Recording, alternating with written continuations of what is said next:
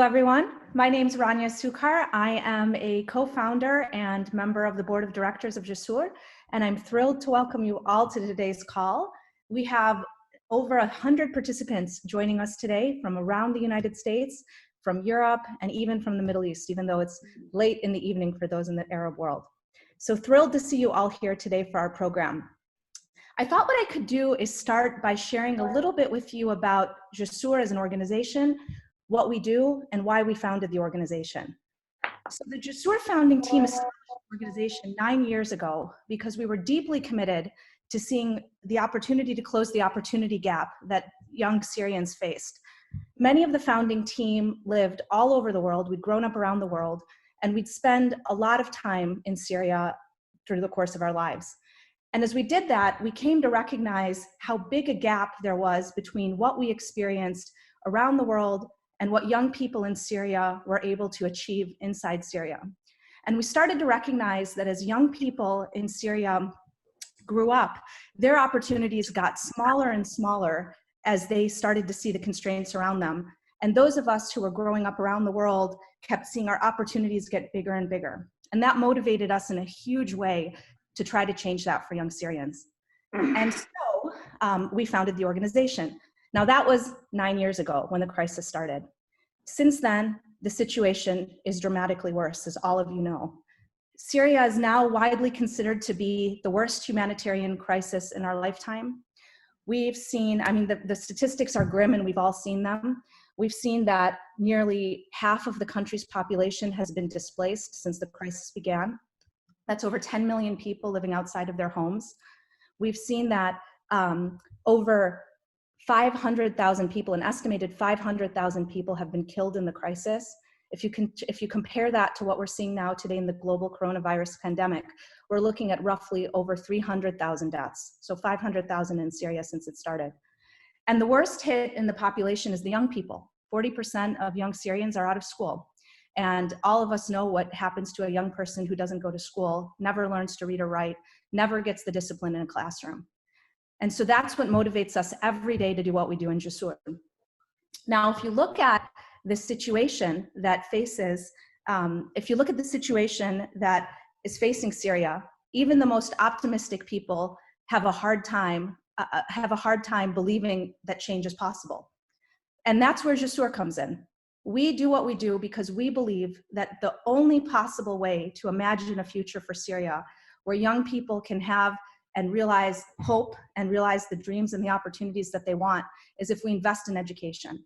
If we give young people the opportunity to go back and make a difference, young people who will go on and become doctors and change the medical field, young people who will go back and become lawyers and invest in the legal field, those who make universities and companies and research. That's why we do what we do, and the hope that we have that if you invest in education, you can change the course of a country. We also are working very hard to ensure that there is no lost generation in Syria, that every young person gets an education, that they grow up learning to read and write. And so I just wanted to start the program by sharing a little bit more about why the organization exists and why we do what we do. And it's been now 9 years since we founded Jusoor, 9 years, and we are incredibly proud of the work we've all been able to do as an organization, largely in part because of the support network around the world that has made that all possible. And so many people on this call have enabled that. So just to summarize what we've collectively been able to do, we have provided over 600 young people a university degree as a result of our scholarship program. And each of the people we've invested in, and you'll see many of them today, have not only been able to benefit through their own dreams and their own opportunities being created, but these are also young people who we believe are change agents who will affect the world around them in a much bigger way. We've helped 7,000 young children in Lebanon receive a primary education, so help them learn to read and write. And we've invested with 1,000 entrepreneurs in training them and giving them the skills that they need to help build and invest in a vibrant private sector. So that just gives you a sense for some of the work Jusoor has collectively done with all of you, and we'll talk a lot more about that over the course of today's program.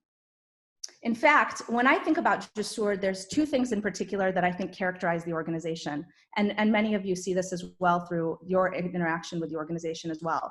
One is hope.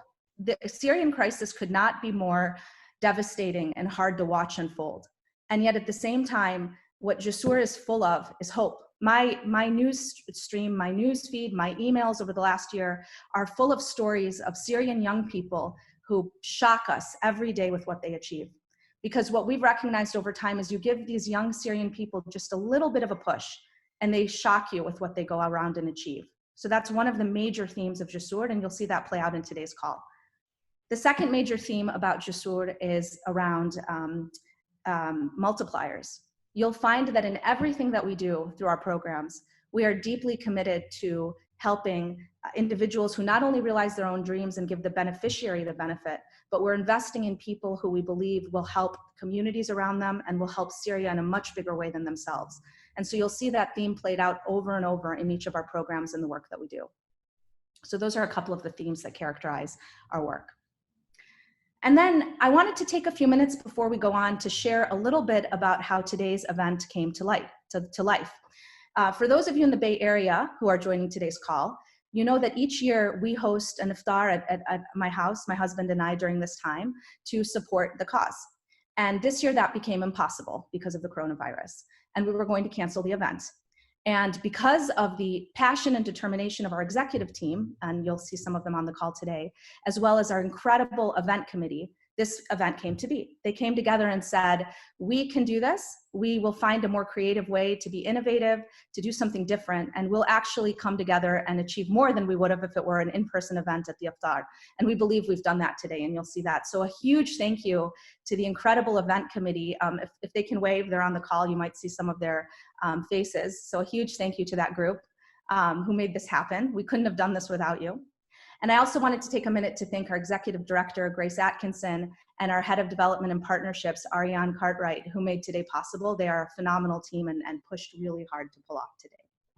So we are here today to continue to support Jusoor's programs and to invest in Syria's children and youth. Our goal through the course of today's event is to raise $60,000. I think we may even be able to do more than that based on the energy we've seen come in. And you will hear more about that throughout the program. We will get you engaged. We will tell you how to get involved, but that's the goal. So let's come together as a group and see what we can do to support these incredible young Syrian children and youth.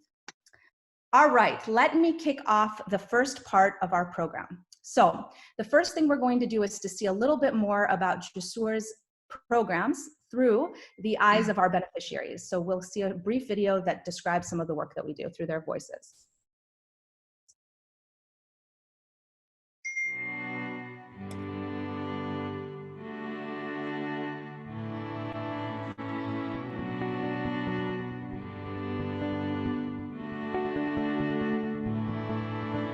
حابب أصير دكتور بس أكبر، وإذا ما نجحت معي مهنة الدكتور حابب أصير محارب مدافع عن الفقراء والمساكين. حاليا متضايق أنا هلا من قعدة البيت لأنه صار في أوضاع كورونا، ومشتاق للمدرسة كتير وبتمنى إنه تفتح عن قريب ونلعب ونرجع ندرس فيها.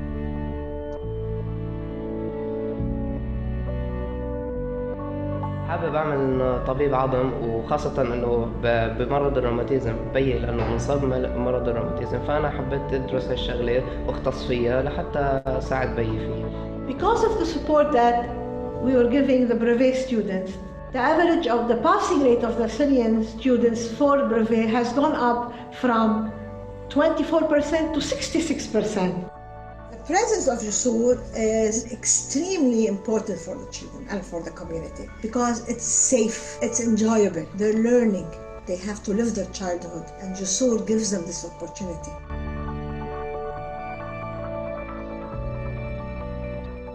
I still remember, like I heard back from Jusoor positive.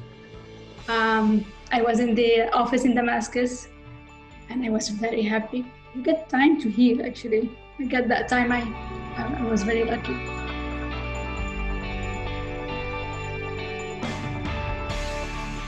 Just 11 years ago, or 10 years ago, I was sitting on the side of the road, literally not exaggerating, like 2 blocks away, there was a gunfight. Today, I live in New York. I am a software engineer at Google. I've been working at Google for 4.5 years since I graduated from IIT. Everything can be done if people want to make it happen. You know, think about what Jusoor is doing, all the changes that done, you know, by giving me the scholarship to come to a tech school. As a Jusoor alumni, I do believe that education saves lives.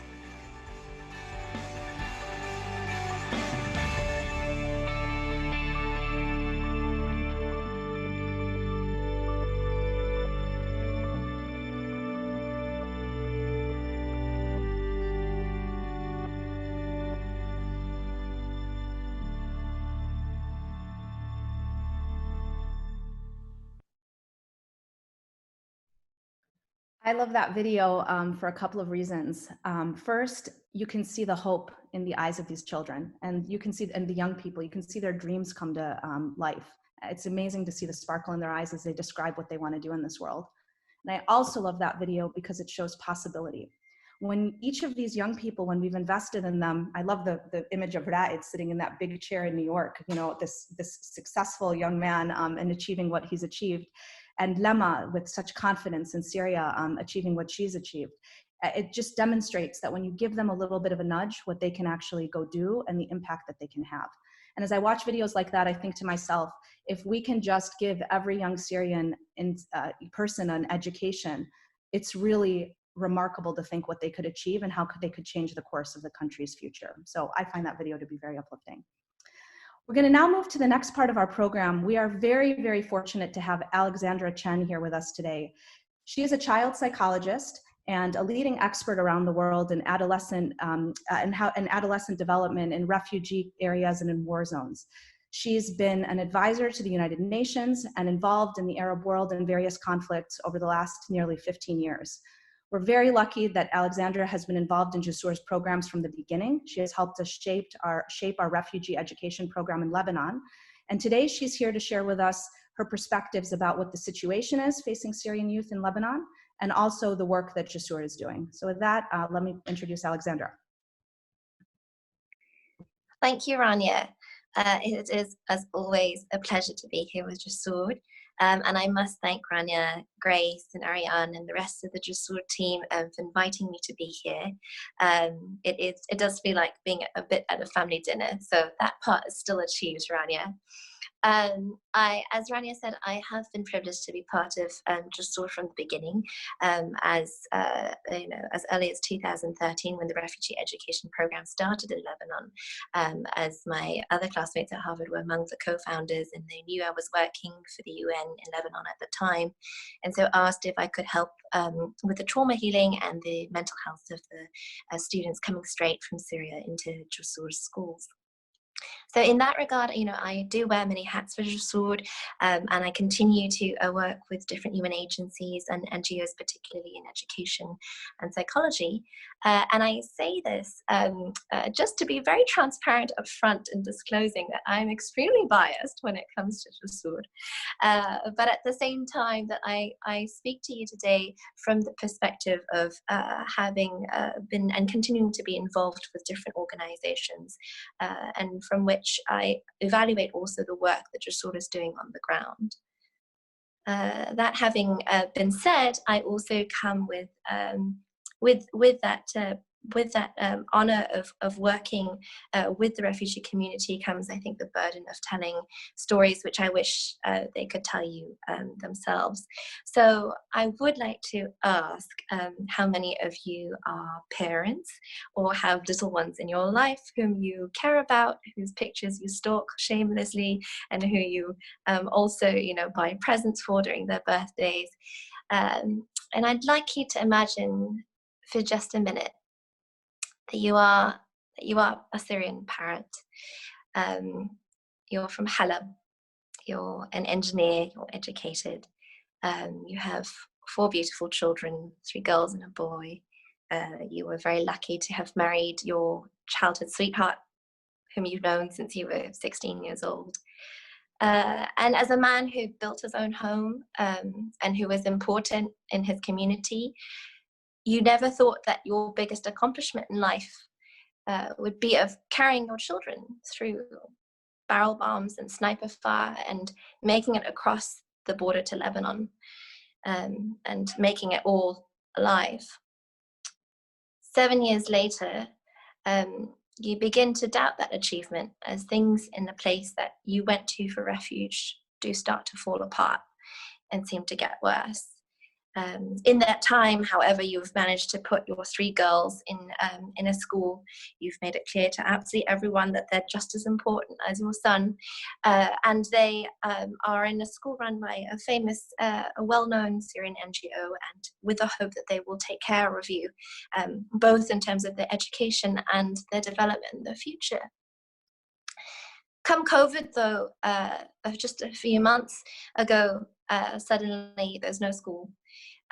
You've lost the job that you have working in a scrap metal shop, which is for not much to say to begin with, and you have increasingly less access to food as your source of income dwindles. Your kids, aged between 8 and 17, are bored, are trapped at home. As the weeks pass, you know, the little ones are confused and missing their friends and missing the teachers. The older ones get angry and depressed and fight with you because they want to go out, and not just because they miss school, but because they go hungry every day. So there is a loss of hope for your eldest daughter, who is your pride and joy. She feels that she may not graduate after working so hard and not knowing if she has to repeat a year, or even if you'll be able to afford her doing so. So for the Syrians in Lebanon, then, this despair, because this is a real story of a wonderful father. His name is Abdul Karim, who was referred to me this week. I spoke to him this Tuesday, and he spoke with me of this despair because it's not just about COVID, it is about after the Autumn Revolution and the economic collapse in Lebanon, things just seem to be falling apart. And he was referred to me for his suicidal ideation. And in hearing him speak from his heart, you know, he said, Wallah dunya kulla, you know, uladi dunya kulla, my children are my whole world. And he said, I don't want anything more for them than to continue their education. And I wish nothing more in that moment that he was a Jusoor parent, because if he were, I would have absolute confidence that Jusoor would take care of him, would take care of their kids and their basic needs, and would ensure that their education gets to continue. And so in the remaining minutes that I have, I will just highlight for you the ways in which I think Jusoor is different and does something that is what we call in education concrete hope. It's not false hope. It is not superficial hope. This is concrete hope.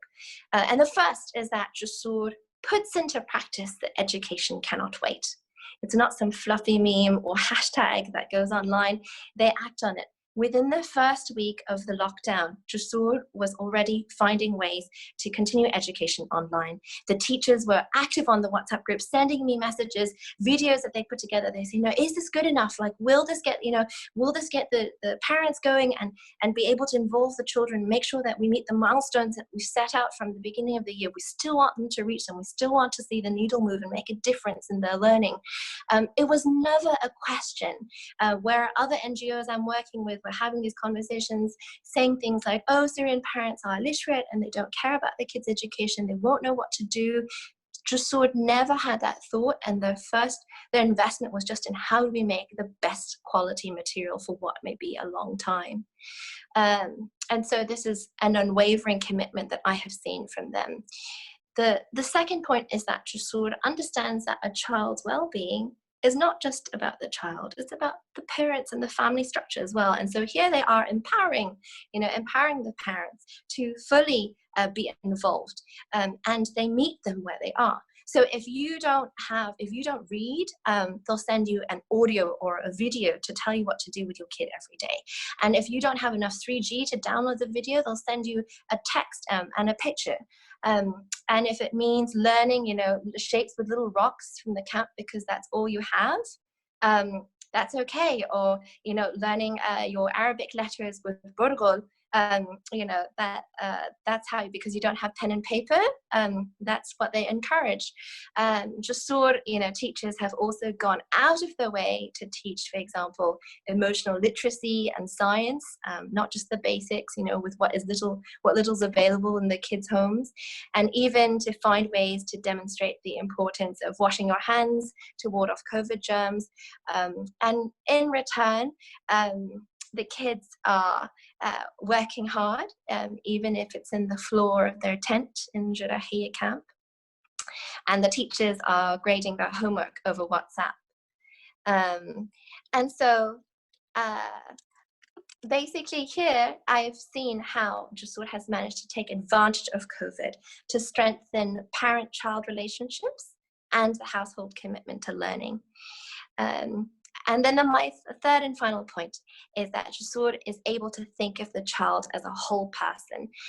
Jusoor understands that a hungry child cannot concentrate, they cannot eat properly, and so they were one of the very first to mobilize food parcels on the ground. I will forever be impressed with the speed of that. And then also, you know, they're thinking not just about your child now, but what's going to happen this summer, what's going to happen next year from now, can we get them to graduate brevet and get into university. And so all this to say, when people ask, you know, they ask and they say, you know, who should I give to? I tell them, look, give to those who you trust to take care of you and your family, not just now, but for a long time. And I also often get asked, you know, why do you care? They're not even your, you know, why do you care about the Syrians? They're not even your people, you're Chinese. And I tell them, yes, I know. But I think that Dawood Hari puts it best in the translator, tribesman's memoir of Darfur. He says, how can you be safe if your people are not safe? And so who are your people? And perhaps everyone is your people. So I ask that you take perhaps this opportunity tonight to make a difference for a child in the most difficult times, but which will make a difference for them in a lifetime. Thank you. Thank you, Alexandra, for bringing that to life so vividly. One of the amazing things about the Jusoor program in Lebanon that brings to life what Alexandra described is that all the teachers that make this possible are Syrian refugees themselves, individuals who largely were not teachers in Syria before, but were training as teachers. And it's because of their care, because of their determination to make a difference, and because it's so personal to them that they come together at moments like this to achieve outcomes that Alexandra is describing. And anyone, and many of you have done so, anyone who's visited the schools in Lebanon has seen how these teachers are uniquely able to reach these students who've been through so much and come into the classroom so distracted and with so much trauma. But these Syrian individuals as teachers are able to reach them and connect with them and give them a chance at life, as Alexandra described. So thank you for sharing that so beautifully. And that's another really neat part of the multiplier component of the program. I'd now love to introduce Mehdi Al-Hassani, who's here with us today. He's a good friend of mine, along with his wife, Dina Shakir, and they have been ardent supporters of Jusoor. Mehdi is a leader here in the Bay Area across many different sectors of society, both in the tech sector, where he works at Palantir, but also very much in the Bay Area in his work that he does with the Palo Alto community and the work he does with humanitarian causes. And Mehdi and Dina are constantly pushing the Jusoor team to do more, to get more people involved. And so we thought it would be great for Mehdi to be here today to share why he's enthusiastic about this organization and to help all of you see how you can get involved in supporting the cause today. Thank you so much, Rania. Thank you, Ali, for that amazing presentation. And thank you so much for the amazing work that you do in the field, which is obviously so important and so commendable. As Rania said, my name is Mehdi, or as a lot of you on this call know me as Dina's husband. I met Rania through Dina, and Dina always introduces Rania as she was my first boss when I was a freshman in college. So I consider Rania to be like my boss's boss because of that. I do want to take a moment to say Ramadan Kareem to those who are celebrating. And I also want to take a second to say that I know we're living in unprecedented times, and I recognize a lot of the names who are participating today are doctors or medical staff and who are on the front lines of the COVID crisis. I just want to say thank you so much for everything that you're doing. Hi, I'm Khadib. I see you there. Thank you so much for everything that you're doing. As Rania said, normally what happens is we do a iftar at her house, where Rania does all the work, but we put our names as co-hosts in honor of Jusoor. And the way it works is Rania usually throws down the gauntlet and gives us a number that we have to hit. And I can proudly say we are 4 for 4 in her challenges. And I'm not going to let COVID stop us from hitting our goal today. So our goal is 60,000, but I have some terrific news in that thanks to the generosity of a lot of folks on this call, we are already at, let's take a look at the thermometer here.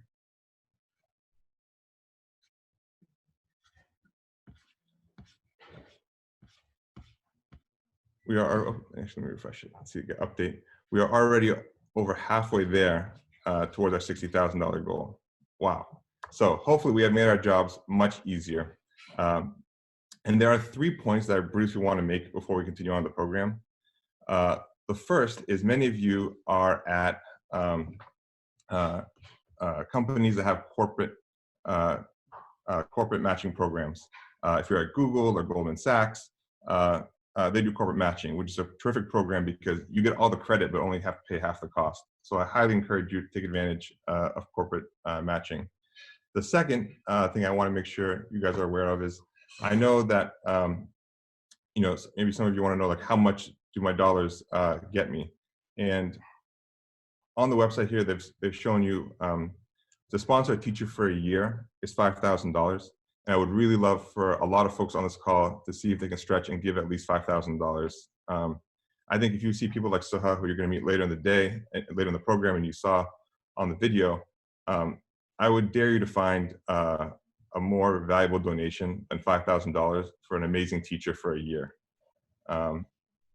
He's sponsoring 4 students in the schools for a year is $2,000. A huge, huge help.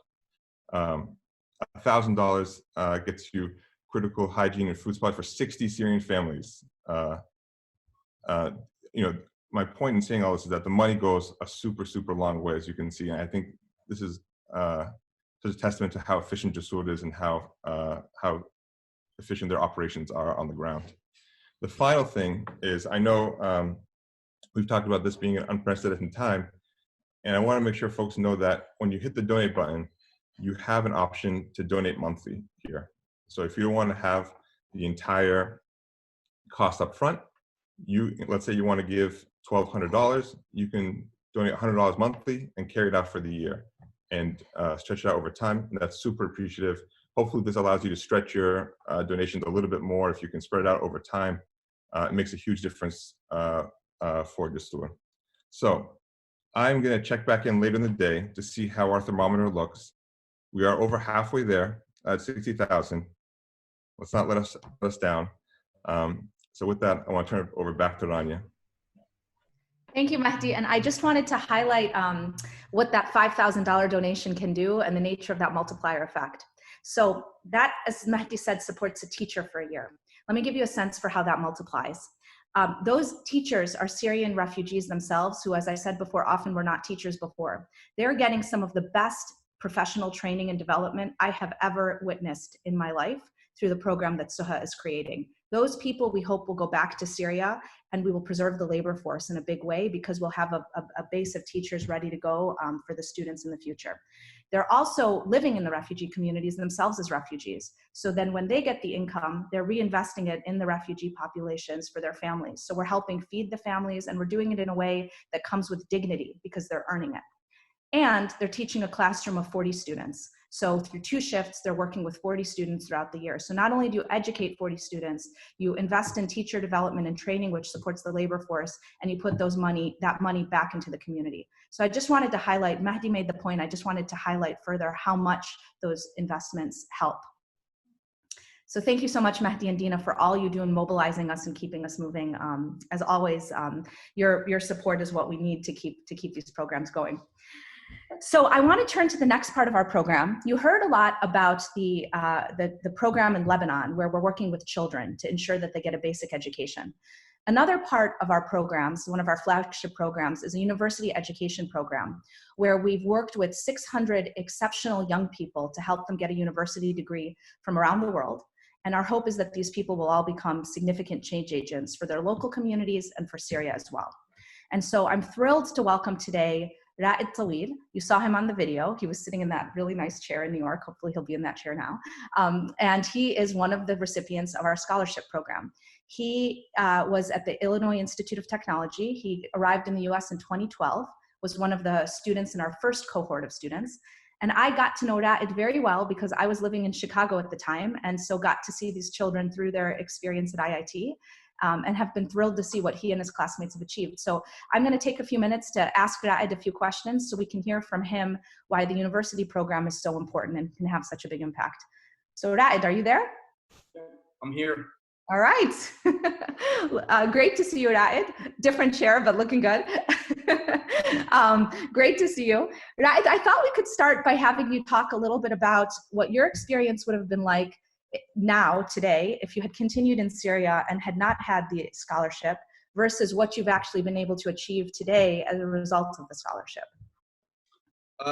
Cool. Yes, sure. I mean, my life changed dramatically on every level, so there's so much to talk about. But I guess maybe could be a good example to kind of compare where I am today with my friends who started with me in the same class in Damascus University, but they stayed, they couldn't leave. And that maybe is the best way for me to show kind of the difference of what would have been my case today if I didn't leave. My friends who part of the same class that of me who we started today, and I was doing telecommunications, electronics, engineering. When they graduate, they have three options only to companies to work for. The two mobile carriers in the company, MTN and Syriatel, and there's the third company, Huawei, the Chinese telecom company. You get to choose one of those three. And, you know, for us, like, we have to, you know, you start working after college, you have to establish your life. You have to, you know, you think about in the future, want to start a family. You know, the salaries are very low. Like, they're not too far from what you would pay for a tip if you take your family for a dinner. And, you know, that would have been me if I didn't go to Illinois Tech and get the scholarship. In contrast, I'm today living in New York. I'm a software engineer at Google, launching products that are used by millions of people worldwide. I'm able to take care of myself and my family. So that's, I just use it as an example of like what, you know, it's a clear kind of way to show what would have been my life if I didn't come here. Compared to the people who I was in the same class who are also very talented people and have huge potential. And what would you say your hopes are for yourself? What would you like to achieve with your own life, and how did the Jusoor Scholarship enable you to do all of that? I would say like there's a lot of stuff that I personally would like to be involved in.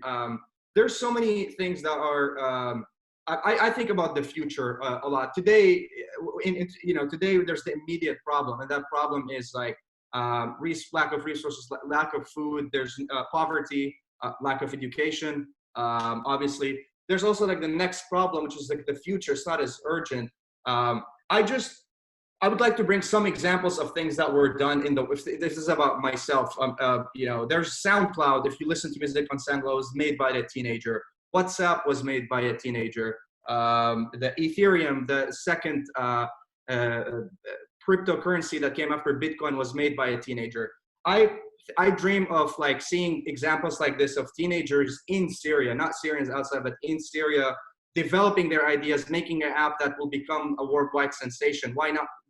All you need is a laptop. Why not it come from Syria? So personally, as a person who's in tech, I want to be involved in that, growing that in any possible way and seeing that happen, because it's very possible. People just need a small encouragement and they will achieve extraordinary results. And I think quickly speaking, I think our scholarship provide a great example of what the Syrian potential is really. All we needed as like, I think our story in the scholarship program in IIT proved that a small push can help us achieve extraordinary results, not on Syrian standards, on like American standards. You know, you can take my story. I'm working at Google today. And actually, I want to pause there just to highlight that point. It was amazing. We were in touch with the administration of IIT while you guys were there.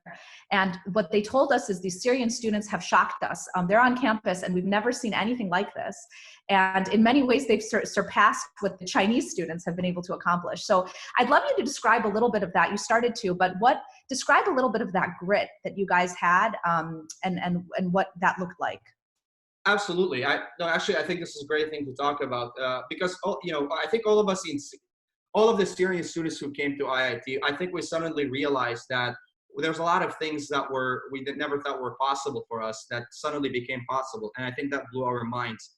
Each has their own way. I think from a career perspective, we all realize that we can have careers we simply never even thought about, not just dreamt. We just never dreamt about. I think for us, like just being in IIT, being able to go to career fairs and being able just to just believing that I can apply to any company and they will consider giving me an interview itself was mind blowing. That's all we needed, really. Like that was it. And I don't want to bring my example alone. Like a lot of us ended up at big companies like Google, Apple, Goldman Sachs. Also another example to show like that, there's a huge potential in people coming from engineering background. My very good friend Safu, who's also a panelist on this call, we came from the same University of Damascus, electrical and mechanical engineering school. I'm now a software engineer at Google. He's an investment banker at Goldman Sachs. So I think, I don't like to talk about myself, but I just bring this as an example of like, this is possible. Like people have potential, and without opportunity and a little bit of push, it's very hard to achieve it. But if you give them that push, like, look what they can do. I'm not even 30 yet. Like, what would happen in 10 years? What would Safuh do in 10 years? What would all of us, like our group, not just us, like do in 10 years? So I'm very excited to see where this will keep going. It's amazing. I love getting the phone calls from all of you and seeing how you guys progress. You blow my mind in what you achieve every time I get those emails. My last question to you, Raed, is why do you think investing in scholarships for young people like you is so important for Syria's future? And what do you think the relationship can be between investing in education for young people like you and how you can change the course of the country's future? Yeah, this is one of my favorite topics. Hard to talk about it briefly, but I will say, I think I'll bring back the same point of we have the immediate problem, which is the resources and the poverty and the lack of education, and the list goes on. And then, there's the future, like aside from politics, just like think about the future, the country time will keep pass by. The world is not going to end tomorrow. So who's gonna be putting an effort for the future of Syria? Like if I'm a donor today, I have money and I'm thinking, okay, what can I do with this money? I want to donate it to something that would bring the most return of investment in terms of bringing prosperity to Syria in the future. I think it's education, because don't think about it from a perspective of what each individual of us individually will contribute. Think about it on a scale. Like Jusoor has helped 600 students now get scholarships, and the number will keep growing. And each one of those individually will participate in something that will, connect it back, because people who come from Syria have the strongest drive to assist the cause in the future, now and in the future. Money always need a direction, and who's going to give the best direction but the people who have genuinely, like, are part of the cause, like not interested, but they're part of the cause, because we have families and friends who were there, we were there.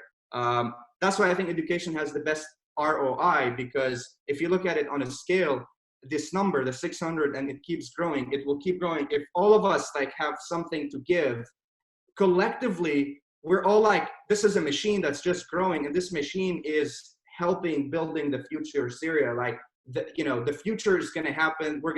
There's going to be a modern Syria. Who's going to bring all the skills to manage things, or who's going to build the technology, or like to do the programs that invest in the youth of Syria. It's like people who have been here, like in the developed world, have done those things, have learned the mechanism of how the world works, and they care enough to apply that to help. So I think if you think about it on a scale, I challenge you to give me a better idea that can benefit like the future of Syria than this. Like, I think it's the best way to invest in the future of Syria.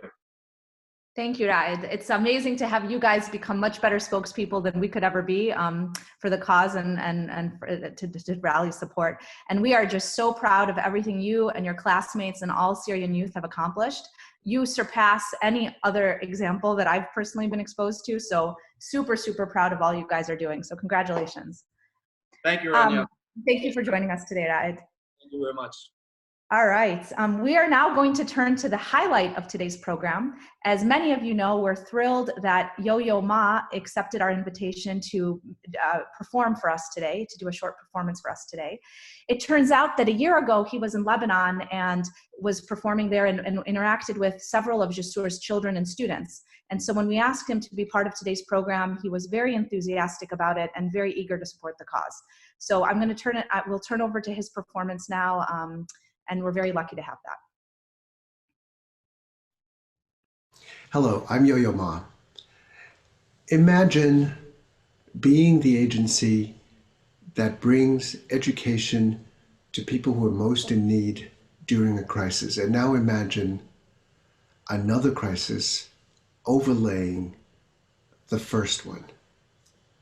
The work of Jusoor is so important to create another generation of educated young people. And because of COVID-19, Jusoor has pivoted its work to do online education and bring food to families in need. When I visited Beirut last year, I worked with the organization, met many of the children, and found that the work was indeed helping children to feel alive, caring, enthusiastic, and generous. The work of Jusoor is so important, and I urge you to double your efforts right now to help the Syrian children get through yet another crisis that they don't deserve. So please give generously and think that everything you give helps a life in the future of someone who is going to give back. Thank you.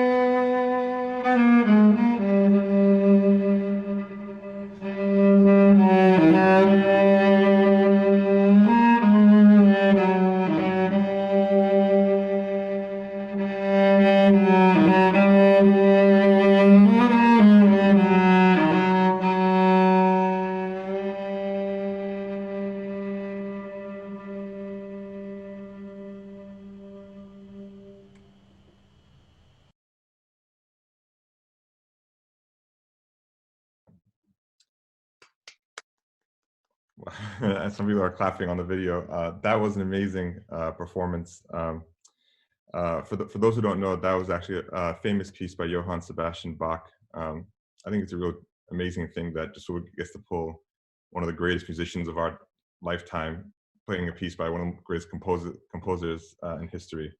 And I'm realizing now that probably wasn't a good idea to be the follow-up act to Yo-Yo Ma. But one of the things I briefly wanted to touch on, and I also want to flag that there are donation links being sent in the chat room. So if you click on the chat in the Zoom app, you can see a donation link. And then you also got an email to you again as well, if you're looking for where to donate.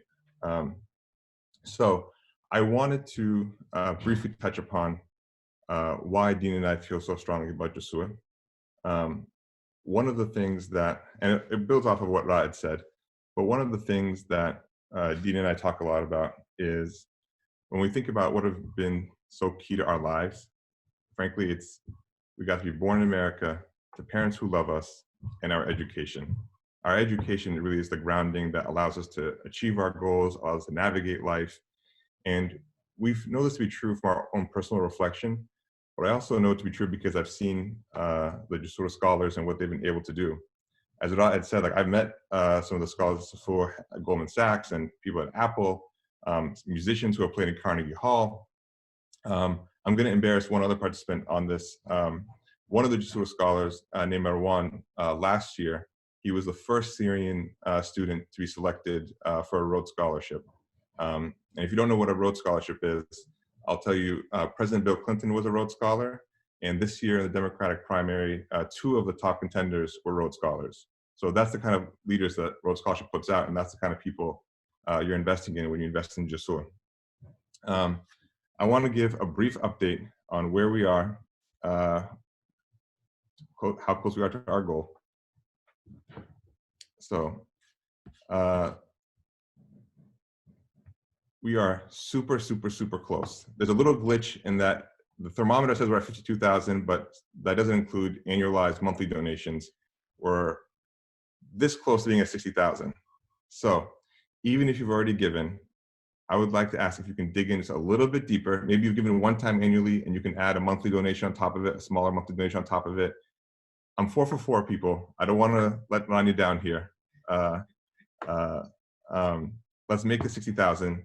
Our program is almost over, and Rania's going to check in where we are at the end and see if we hit that 60,000. So if you can dig a little deeper, I know a lot of folks here have already donated, but this is how we move the needle in life, is when a lot of people come together and even just do small acts, it makes a difference. Thanks so much again for participating in this Zoom call. Thank you, Mahdi and Dina, for bringing this to life. I would love to introduce Suhad Tatanji. She is the academic director of Jusoor's programs in Lebanon. If I think of the word dynamo, I can't imagine a better way to describe Suhad than that. She comes in with such passion all the time to define the programs and establish them for who they are. She is running incredible teacher development programs. She's the one who's mobilizing the group and the team to do some of the things that Alexandra described, whether it's the investment in the parents and the communities or the investment in quick reactions to times like this in the COVID crisis. So I'm thrilled to have her here. We're thankful for everything she's done for the Jusoor programs. And she's just going to say a few words and share a surprise with everybody. Hello, marhaba. I'm Suha, as Rania said. Thank you, Rania, for this wonderful introduction. I have been serving in the education field for over 30 years, and 7 of these years have been with Jusoor. And I tell you, they have been the most rewarding experience ever. There has been some challenges, for sure there has been, but nourishing the Syrian children's minds remains our top, non-negotiable priority. It has been a privilege for me to be part of the task force with the teachers, the staff, and the caregivers. We are all united together to give a better future for the children, to make a difference. So by helping them, we do give every child an opportunity to cross a bridge to a better place. Jusoor is our bridge to a better place and a better future. And this is what it's all about, securing a better future for our children. I say our children because children are universal. There is no nationality. Children are children, and they deserve the best wherever they are, a dignified life. And now, from all of us, staff, teachers, students, scholars, we have a very special surprise for everyone.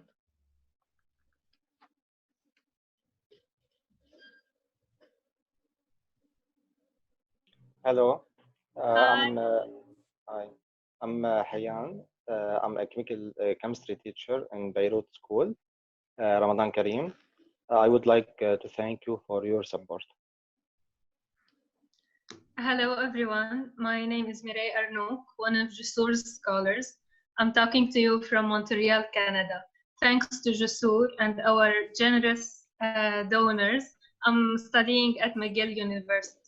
And I'm very proud and happy to say that I'm sure in the future I'll be contributing. I'm now equipped to be contributing a positive move. Thank you so much. Hello everyone. Hello everyone. My name is Sarah Shamma. I'm the principal of Al Jarahiyya School for Jusoor. I really appreciate your support and thank you all. Hello everyone, I'm Suzanne Trabilse and I'm one of Jusoor scholars. I just would like to thank Jusoor for all of their hard work and efforts for providing scholarships to empower women and for making education accessible for all the Syrian refugees in Lebanon.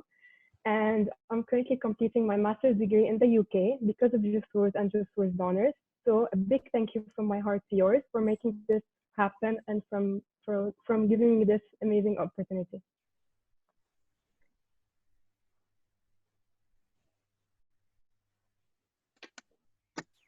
Amazing.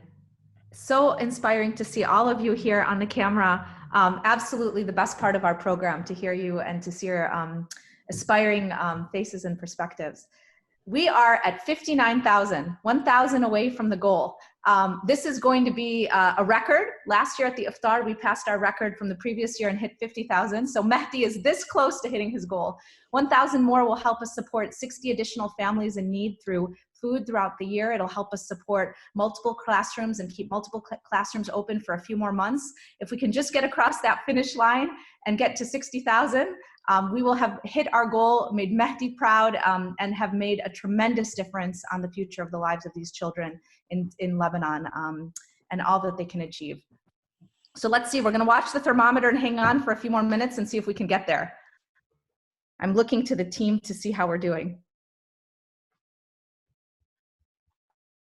Yalla guys, pitch in. Yalla. Yalla.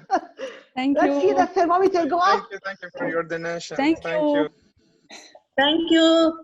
It says 56.5, but there's 5,000 additional in monthly donations. So we have surpassed the goal. that would bring us to 61,000 in total donations. So I think that we did it. This is just tremendous. And I have to say from previous events, oh, look at it, it's going up.